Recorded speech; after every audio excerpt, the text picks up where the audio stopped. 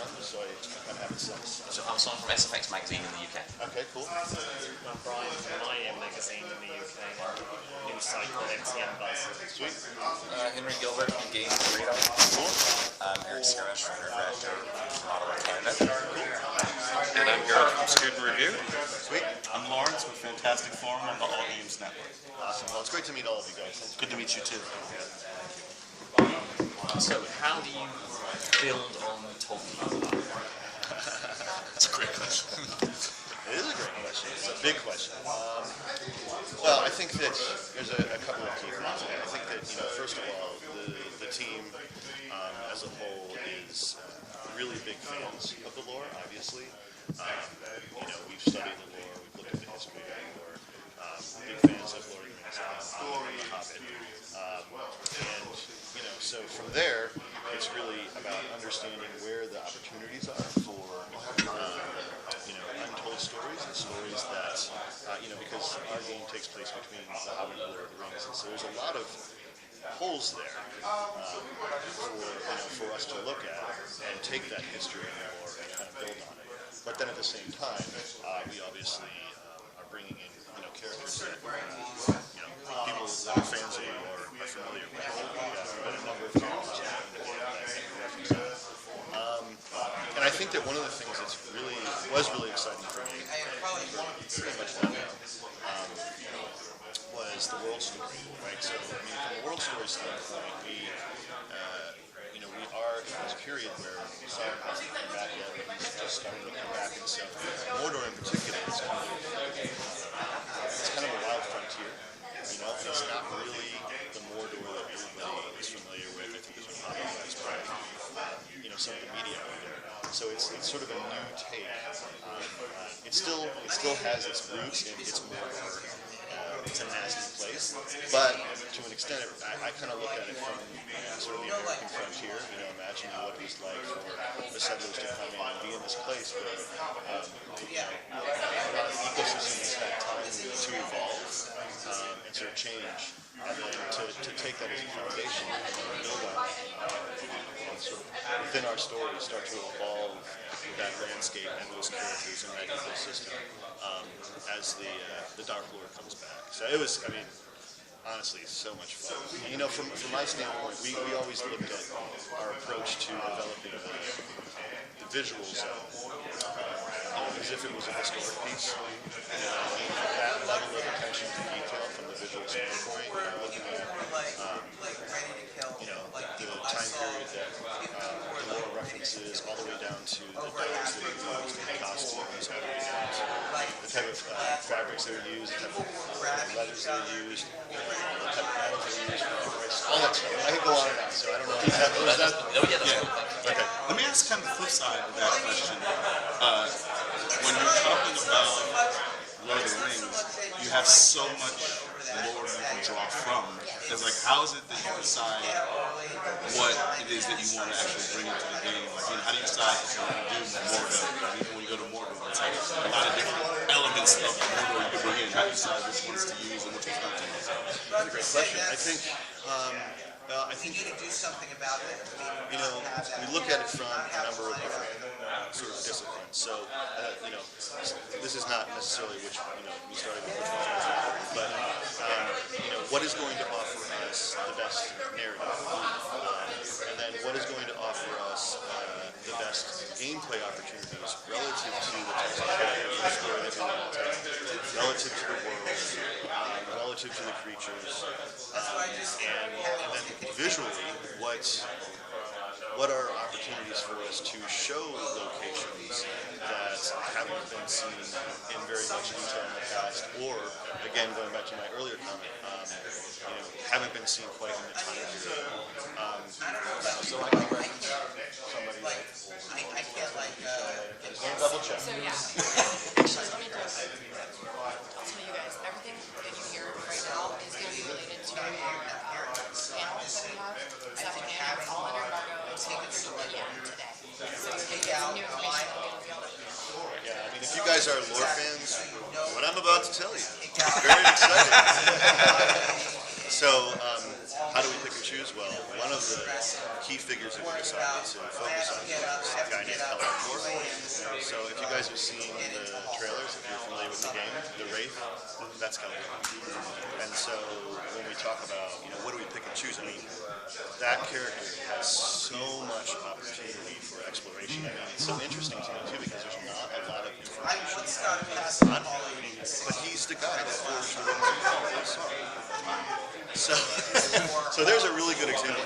And then if you think about the opportunities that we had with having this character that had this duality within him. I mean, that's not necessarily a brand new idea, but bringing in a ranger type character, somebody that is much more grounded, somebody that's much more tutorial. I mean, even with the visual designs, I'm telling you this is, again, it's not the panel, but we very specifically looked at Italian maps, like folks like Arizona and other rangers. But all of the warm tones, the rough hewn leathers and the warm tones associated with Gondor, that was very specifically picked because it feels like it's not the earth. Whereas it's the spirit, basically a spirit of vengeance. We went with these cool sort of blue tones and the idea of light, the idea of sort of Galadriel's light. And so, yeah, I mean, Kallenbach is the one that's super interesting as far as your question is concerned about what we bring in. So I noticed, there seems to be a lot of very varied animations for tearing apart the worlds. How focused were you on keeping the variety of really cutting loose when for the combats? So what was the question? There's some really cool combat animations, fighting wars and stuff. How focused were you on keeping that varied? Decapitate them in different ways? My God! Well, there's a massive effort went into that, and of course, depending on your disposition, mine, I thought it was really fun to go through the process of figuring out how we could creatively show death with the orcs. The Urks, I should say. I think that one of the big challenges we had, I do believe that we overcame it, was within the Nemesis system we have a modular sort of socket system that's pretty advanced for most big video games, and that allows for us to do a number of different things. First and foremost, it allows for us to take our base models and add thousands of variations based on the pieces we call flare. So the flare are the elements that, based on your interactions with the characters, based on their interactions in the world, because that system's always running in the background. They may kill the war chief and get promoted up, so they get these new flare items. But to your question in particular, taking that system and combining that with the animations was pretty complex. But our animators, we have a great animation team, and we do a lot of the choreography internally. And we look at a lot of different things. Obviously, wanted to be sure we were rooted in reality, but there's, in certain cases we push things a little bit just so that we can have those cinematic presentations. And the other thing that you guys have seen some of the game, you'll notice that we do a number of different camera treatments. So we have a procedural camera system.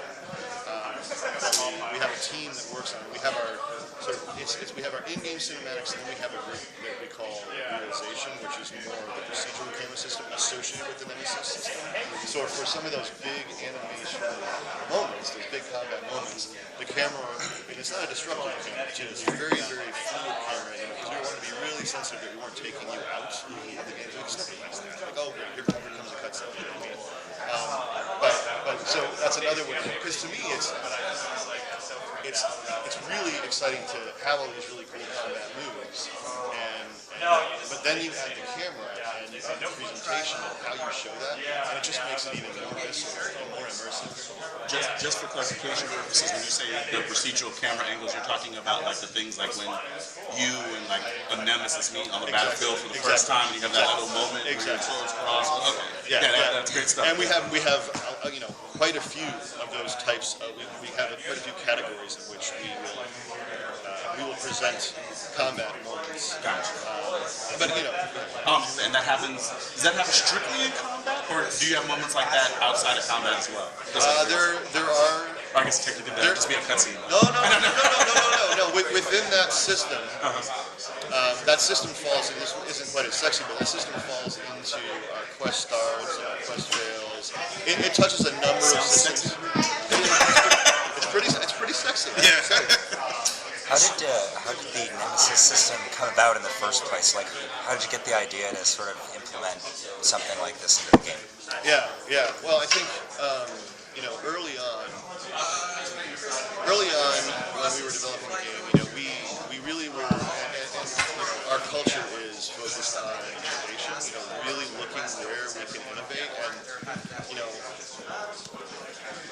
from that perspective, we're always about, okay, what can we offer that's unique and fresh? And that sounds like cliche, but it's really important in the culture, and it's even become more important to us over the couple of years of working on the project. But basically, it's really the person to answer that question best is going to be Michael Platter, our design director. But he was the guy that kind of had the base idea. Said, I really want this game to not have just empty enemies, these enemies that don't really have any personality and they're just all scripted.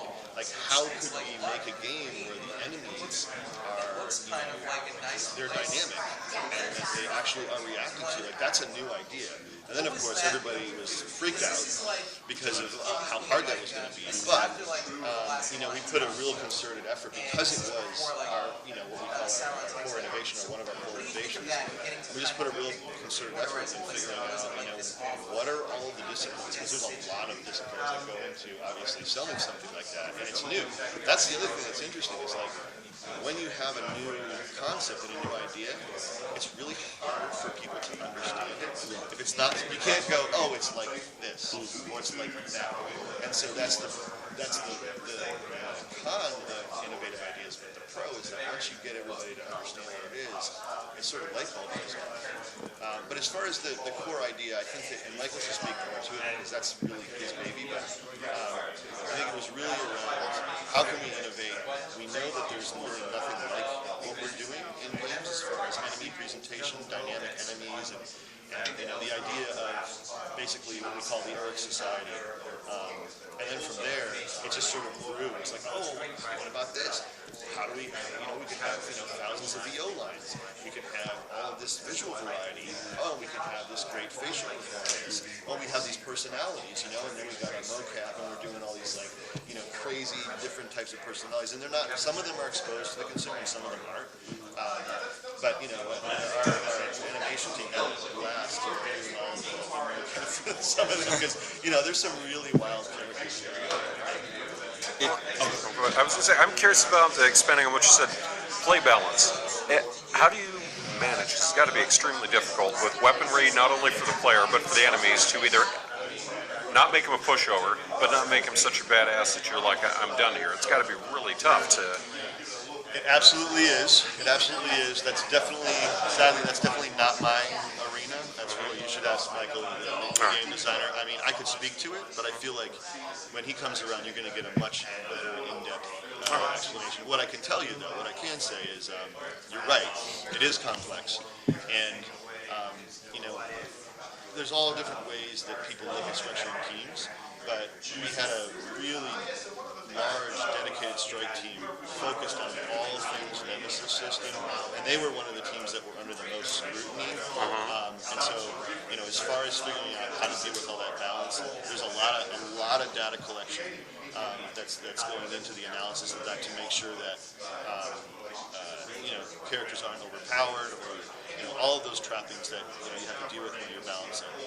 And all the data that we have is that it's balanced quite well.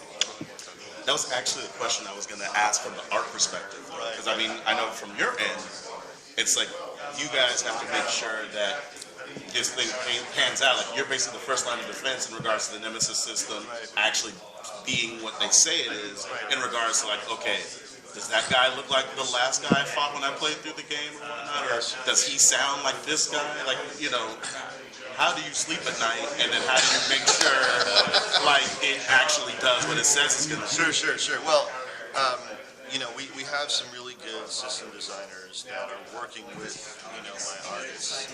And so all of the back-end engineering and how we call those different pieces is being handled by essentially an engineer. Right, okay. And then as far as the content, we just made sure that... Like, how do you know you have enough? well, you don't. Okay. You don't. You don't at first. Okay. You don't at first. It was something like, so it was really interesting. Okay. So let me sort of back up. When I originally did, you know, my pitch on top of Michael's pitch on how we could support the Nemesis system, you know, what we ended up looking at is, okay, how many heads do we need? Right. How many flare pieces do we need? How many body types do we need? And then from there, it just became fairly simple math. Where you could say, okay, if you have these body types and you multiply it with this amount of flare, and you multiply it with this amount of heads, and you multiply it with this amount of hair, and you multiply it with these kinds of tattoos, and you multiply it with this, you know, skin tone, and you know, and all these. I mean, because we have piercings, we have all these things, you know. What does that mean? And it meant a lot of variety, but still, right? You know, it's on paper, it's in motion. Right. You don't know. And so the way I approached it was, and that's just my style. I think it's good to have, you know, big aspirations and you need to shoot for the stars. Right. But if you start here and your goal is here, you know, it's the cone of uncertainty. So what I do is, you know, we sort of put a stake in the ground and say, this is how much content we need, and then we deliver on that, and then we live with it for, you know, a couple of weeks and say, okay, are we getting the variety that we thought we were going to get? Well, we weren't. So then we said, you know what, we're going to do even more flair, even more variety, even more customization relative to the personalities and relative to your interaction with the specific players in the game. Or, like I said, their dynamic interaction that's happening in the world, even when you're not playing, which is always the funniest part of this, because you can play in the game and then, you know, you'll be interacting with this guy and then, you know, go to work and do whatever. You know, maybe this war chief has two bodyguards. You come back, and one of the bodyguards will have killed the war chief, and now he's the war chief. He's got two other bodyguards, and then, you know, and we show all this stuff dynamically when you go back into the game and see what the status of Uruk society is. So that's happening even when you're not playing? Oh, okay. I didn't realize that. Yeah. It's a dynamic system that's sort of running. You know, it's figuring itself off around sort of the background. Because I knew that it was a dynamic system, but I thought it was only during the course of you playing the game. So like if you go away, things are happening. But I mean, when you go away, like say if I'm playing at this stage, and things can change. Yeah. Okay, but even when the game, like I turn the game off. Yeah, things can change. Okay. Yeah. All right. Yeah. What, you know, like if you're saying like, how does that work when I shut off the console? And I don't have the. No. I don't have. But I. No, I just didn't know that it works. It does. Yeah. Okay. It absolutely does. That's absolutely. all right. Wow. And then so and I would assume like game updates and like DLC is another opportunity for you guys to put even more permutations in there if need be or if you want to, right? Absolutely. Okay. Can't talk about DLC. Okay. There's lots of opportunity there. Okay. Great. You spoke about motion capture from the characters that are in there. What kind of challenges does come with trying to put digital actors into a story that you create? It's a great question. And it's something that I've been living with pretty intimately over the last 3 or 4 months. You know, I think that it is still an emerging technology. I think that you know, some organizations are doing it better than others. It was a newer thing for us, and so you know, whenever you're doing something new, there's sort of trappings that go with that. I think the biggest challenge, at least from my perspective, okay, perfect. The biggest challenge from my perspective was you do your mocap or you do your performance capture, and Just finish that thought, and we'll bring it over. you're a slave driver. And you make your best guess, your best effort. But once you bring that data in and you start looking at it and you start putting it in the game or you start putting it in cinematics, there's, at least for me, because my expectations for, especially our human characters, are very, very high. And because the expectations of consumers are very, very high. So, you get that data, but then you have to have a team of animators and facial animators that really, really understand how to get characters to emote in a believable way. So I think it's the challenge of the data, then going into the artistic interpretation and presentation of the emotions you want. Yes? Thank you very much. Appreciate it. Thank you guys. And cinematic director on Shadow of Mordor. Okay, I'll start. You're in this much bigger universe. This is part of it. Have you ever, when working on it, did you come across, like say you saw in the recent Hobbit film, oh, we had this character this way, and this is how Peter Jackson portrayed them, and you have to shift or make any changes? Does that come up? So, our story is, there's an element of it that it's original, and there's an element of it that inherits inspiration and material from the lore of Middle-earth. And as much as we've taken inspiration and absorbed the work, it's not an adaptation.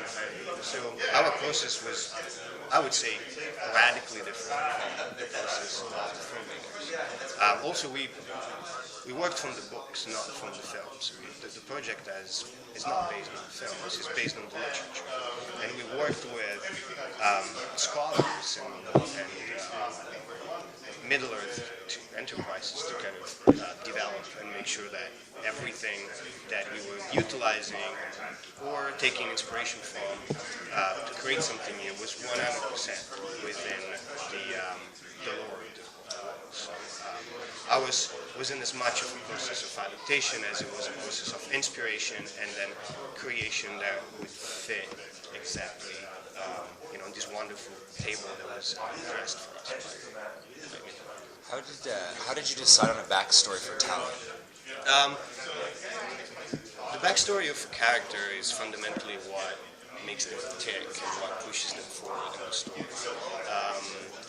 It was important for us that it was something that would anchor the character, make him believable, make him likable, or at least allow us to empathize with him. And we had the ideal structure for that in the events that unfold in Black Gates and how Sauron's return, the death and destruction that brings with him. It would make for like a very strong character, and we've read about these events happening in other parts of Middle-earth, big cities getting sieged and taken over, and the Black Gates, we know that there was a garrison there, and everyone was killed. So for us, it was just really interesting to see what would happen if you were there, and if your life didn't end there, but then continued on. So that was the origin of the idea. And then, of course, I don't want to say too much because Tanyan's backstory and the Raid's backstory play into the unfolding story of the game. So how, if at all, did the fact that this game has this Nemesis system affect your writing of the script? Whenever we write a video game, and I say we because I was the lead writer, but with other collaborators, we always want to tightly integrate the gameplay with narrative. Because this is an interactive story. And so while you want some elements of linearity, because a story is at its most powerful when it's a series of setups and payoffs, or questions and answers. At the same time, it's interactive, and so the game mechanics have to play a role. The Nemesis system allowed us to create characters in the story that would both introduce the game mechanics, explain the game mechanics, and show the game mechanics. And the most important and the most interesting part is that once we set up these story plot lines and tie them to the Nemesis system, that system is so powerful that then allowed us to then unleash the player to interact with it in a completely organic way, dynamic, that's not scripted by us. And then once the events are resolved, the story just ties everything together. And that is both innovative and gives us back what we want, which is that sort of empathetic connection to the characters. Fundamentally, story comes from characters. The Nemesis system is a character system, and so they marry together. Now, I'm curious about something. It's got to be exceptionally challenging to want to tell your story, be creative, but know that you're, in essence, there are the boundaries of what has been established, and there's a fanatical fan base that any slight or perceived deviation, they're all over you. How do you do that? Well, first of all, you approach it with respect, and then you try not to worry too much about it on your daily work. But we certainly, and me in particular, we're all fans of the world and the lore and the books. And so it's more of an honor to be able to contribute something minute to the universe, and at the same time soak in it, and absorb all the material that's there that can be mined for storytellers. And personally, I think that also the collaboration with scholars and with experts of the field has also been very illuminating, because they would guide us in these marshes to make sure that we wouldn't lose the path, and that has ultimately allowed me also to become a better writer, because this is quite unique. It's not an adaptation, as I said, and it's not quite an original idea. And so it's a very interesting experience when you're creating something at the same time you're learning something. It's more of a learning process. We talked about being fans. Was there any when you were writing dialogue for some famous Tolkien characters, did you ever feel any pride or anxiety at I'm making up words for this character to say? Yeah. Well, the anxiety was always there. The anxiety is always there, no matter what you do in the entertainment business. But I would say that, for example, writing Gollum was a particular challenge for us. So a challenge that we felt incredibly fanatical about. And so we just we did stuff like look at all the lines that we could find in the book where Gollum is actually speaking, and we wrote a huge document, and we took all the lines and we put them there. And then we deconstructed the writing part for the lines so that we could figure out how he speaks and how it's written. And then after we did that, we had this big document in Word, and then we then started to write just lines and got the cadence. And then what happens is that when you write dialogue, you say it. You write it and then you say it. And so we started thinking and saying things like Gollum, and then eventually we wrote the lines. How important is it to bring a voice actor such as Troy, as versatile as Troy, on board for a project like this? Well, Troy wasn't just a voice actor. He is a full performance actor. I worked with him to create the character from the ground up. He acts and does the voice and his facial expressions and everything. And it was amazing because, of course, Troy Baker is an incredibly talented actor. When you work with somebody with that talent, you want to involve them creatively. So that the process of an actor bringing a character to life is not about coming up with lines. It's not about coming up with the blocking of the scene. That's more like my job. But their job is to genuinely bringing the emotion to the table, so that I don't know if in that moment Talion is angry or mad or quiet. that's what Troy brings to the table. He's able to find the right beat that is true and lifelike in that particular moment in time. And then your job becomes to just capture it.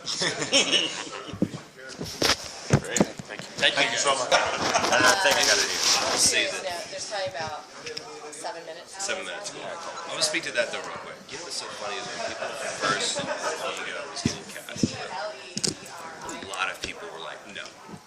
Even my dad was like, that is not. He is supposed to be regal. He is a prince. But that's kind of like the whole point of the new interpretation of the stories. You get to see a character that you've been so intimately familiar with. I mean, I remember the first time I saw these stories, it was in my dad's old room at my grandparents having a sleepover. I was like 9, maybe something like that. And I looked and we've got all these books, but there's like the Hardy Boys, the Chronicles of Narnia, and Lord of the Rings. And I was like, what's that? And my dad was like, start with this one. And he pulled down the Hobbit. Little book. I was like, I can take that down. And so that was like my first introduction to that. So here you go, you flash forward almost over 30 years, and we get to revisit these characters in this story. I don't know what you guys are saying about Vigo, I'm just saying. To me, it seemed like a great segue to talk about this. But you know what I mean? It's like we get to take a different look. The world is bigger than any book or any movie or any game. And it is completely open to stories, new stories being told and new characters being told about it. So that's my intro. Everyone's like, and you are. I'm just the guy with the catering. Obviously, you have a unique character within, like you said, that big sort of universe. What inspiration do you draw from that universe, but to make your own unique character, your own take on time? That's a challenge, man, because I think the temptation is to naturally gravitate towards something that's safe. And people are like, oh, okay, so it's more like Aragorn. Oh, it's more like... And I wanted to kind of stay away from that because, again, that's not the story that we're telling. We're telling a different story. Christian was really good. I mean, we sat down first and had lunch before we even stepped foot on the stage and really talked about the story and found out what is the story that we're trying to tell. And on the surface, it is very much a revenge story. But the conversation that we had very early on is like, revenge is a very short wick. And especially when you're wanting to create, when you're doing 90 minutes, 110 or 120, 140 minutes, you can, that wick can be that short. But when you're talking about 10, 12, 15, 20 hours, or possibly infinite because the world constantly changes, that wick is really short. So what's really at the heart of that? And for me, and talking to Christian, it became about identity. That's a great question. Who is this guy? He's a ranger. Okay, why? Because you can't just have the soldier and honor and duty. That's not this guy. It's his position. That's his lot in life. But more than anything, I think that's what this game is about, is who is the Wraith and who is Talion. And there's a constant twist and turns that we're playing with these characters about who you can and cannot trust, who you're following and who you're not following, who you're going to believe and who you're not going to believe, who can help you and who can't. So the revenge is a great motivator, but to me this is a story about identity. Because really, when you're playing that game, because it's your choices, it's like, who are you? How are you going to play? And that determines, number one, the outcome of the game, but also the kind of experience that you have. And I think that's why we play games, is because for a few hours, we don't want to be who we are. We want to be somebody different. Because in that world, I'm a badass. And then I'm going to go flip burgers, or I'm going to go file papers or whatever. But for 5 hours tonight, I'm going to dominate. And I think that's the best thing about games. I can't get that, but I can get that. Is the way that you guys built this character typical of your normal process? And if not, tell me, how did you feel about it as far as like, is it the way you like to work, and how did it help inform your performance? Absolutely. This is the way that I love to work. And brother, as soon as I come up with the formula, I will let you know because I will bottle it. There just isn't one. And I think if you say, well, this is my 10 steps to creating a character, then you just kind of will turn in a 10-step character or a 12-step. It's not rehab. You gotta approach everything from a fresh standpoint, and that's when you have to have a good team around you, man, because no man is an island. And I needed Christian a lot of times when I'm lost on what to do, and be able to sit down and talk about it. I love performance capture.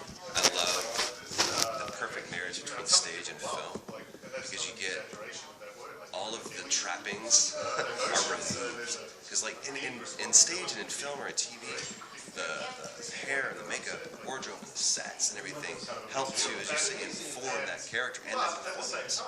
What do you do in the absence of those? Or even more so, you have those things become an obstacle. You've got a camera that's right here. You're wearing a ridiculous suit. Not that I don't look good. But how do you look past that? And you have to imagine this world that you're in. And especially with this one, there's a lot of action that's going on. It's like, are you being chased by a Karagor? You're like, ah! And you want that to be real, because even if you don't notice it when you're playing it, you feel it. So you have to approach each situation with the same thing. And once you get more familiar with the process, then the process obstacle goes away, and you can really just focus on the character and the story. But for me, the one thing that is universal with every project is you ask a lot of questions, even if it seems like a stupid question, like, what's an orc? You just have to be able to ask any question, or ask about the character, and sit down and wrestle with them, and maybe not even come up with an answer. Sometimes just the process of asking the question liberates you and allows you to feel safe to explore. So, you played like a ton of these characters before. Literally a metric ton. And it's like just walking around Comic-Con, do you get do people identify you more here? It's crazy. I was just in London, and this was one of the craziest moments. I'm sitting at like some cafe, hat and sunglasses on, and somebody comes up to me and says, "I'm sorry, are you Troy Baker?" I'm like, "Oh God, they're about to tow my car." I was like, "Yes," or "My car got declined. What's the deal?" And they're like, "I just want to say thank you for all that you do. I'm a big fan of your work." I'm like, "That would never happen before." Are you kidding me? And it's a blessing curse thing, because in TV and film, if you go see Tom Cruise, you're going to that movie to see Tom Cruise in that role. With this, again, there's this partnership that the actor and the gamer have in this character, that I give you a performance and I give you a good shell, and then you fill it with your decisions, and in that we get this really cool experience that we can only have here. So I love the fact that people, and it's because of stuff like this that people are like, hey, we sat down with him, we talked, we know who this guy is. But I want that character to stand out. I don't want you to see me. I don't want me to get in the way of who Italian is to you. So it's fun and it's cool. But that's where it ends, because I want that character to be up front.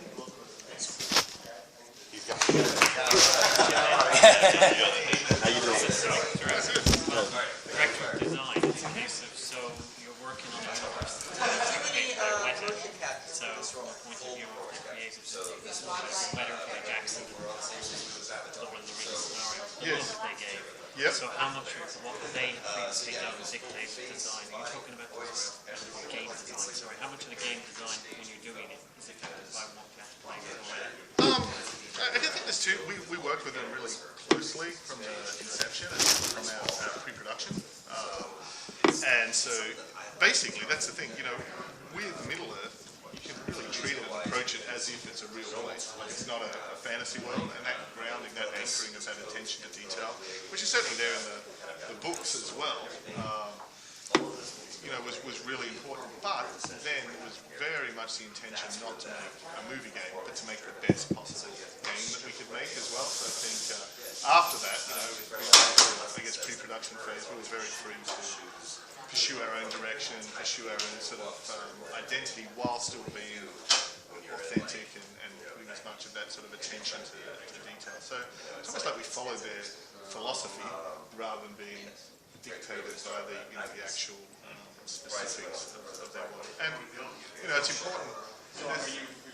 You've got to try and do the best job you possibly can within whatever media it is that you're actually working in. So we have to try and make the best authentic Middle-earth we can for a game, which has some different requirements in terms of where you're going to go, what you're going to do, what the features are, what information we have to present to people. And without sort of derailing too much, that's somewhere where, of course, Arkham is a huge inspiration for us as well. It's absolutely not a movie game; it's the best possible game it can be. So, that was at least equally our inspiration. How did the Nemesis system come about? How did you get the inspiration for that? That game, it's interesting because we get those questions a lot, and I think the reality is there is never sort of one single thing. It's the kind of the drawing connections between lots of different things. The biggest one is, we wanted to do something new in open world game, sorry, just stepping back. In a Middle-earth game, we want to give people freedom to explore. We wanted to make it. We knew we wanted it to be open world.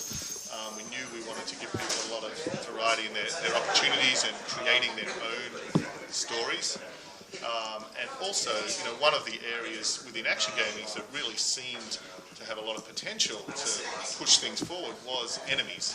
So much of what you do in an action game is sort of working your way through fighting enemies, and so often they are just cardboard cutout cannon fodder, and so that seemed really like a place where we could try and do something new.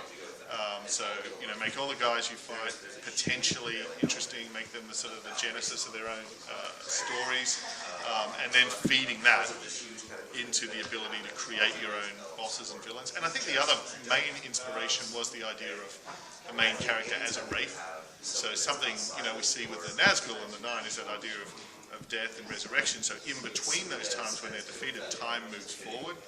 And so that was very much the inspiration for again, trying to do something new in an area where we, again, thought there was an opportunity to innovate, which is how you handle death in a game. So actually moving time forward when you die, rather than what's traditional in a game, which is to wind it back and kind of pretend that didn't just happen. And so those were the sort of two things that came together. Any enemy has the potential to grow and evolve and become more than just some nameless bit of cannon fodder, and secondly, time moving forward when you die.